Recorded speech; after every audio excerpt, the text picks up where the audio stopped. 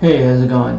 So today I traded only one stock, Skechers, SKX, and this is what I did.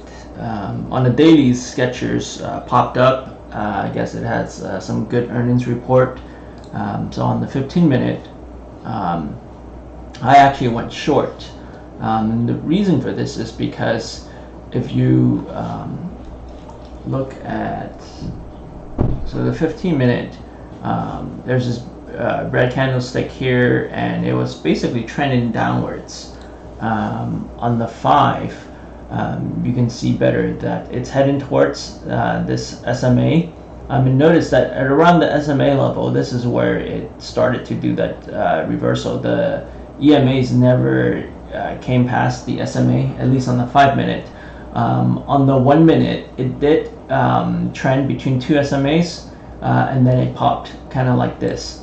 So this is why it's kind of dangerous to trade stocks at around the SMA level when it's between two SMAs. And also when you're taking a position as it's going down towards an SMA, it's dangerous because this one, instead of just crossing through and then having a stock tank, it hit it, crossed through a bit, and then it bounced.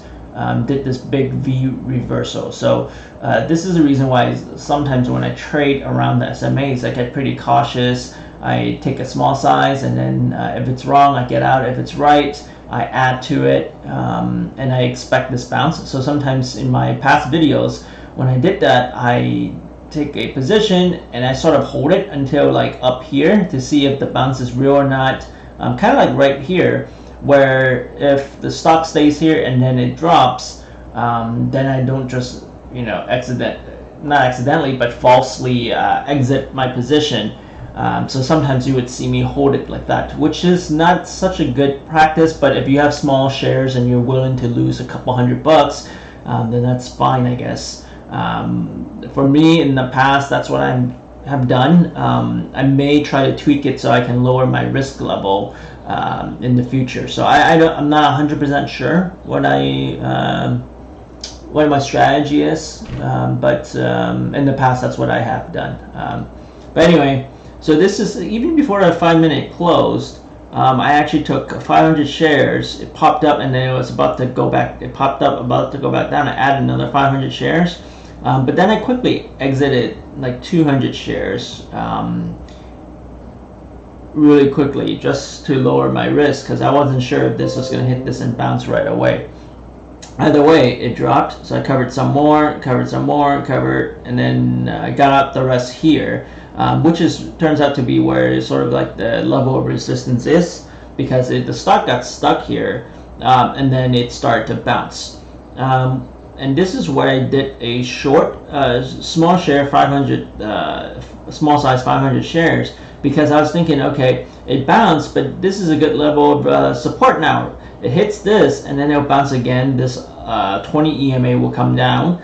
Maybe it'll go short. It did not, and this is where stop out quickly is good. So I stopped out quickly, got out of my small position, 500 shares, and then I got in heavy, 3,000 shares here, because now if it breaks through here, this is going to be a reversal. So I flipped that, and then I got out pretty much all of it here, because like I said, when it stops itself, and it did stop here for a while, 2 minutes to about 2 or 3 minutes here, is I don't know if this is going to tank on me. If I'm holding 3,000 shares, this tanks on me, I'm in trouble.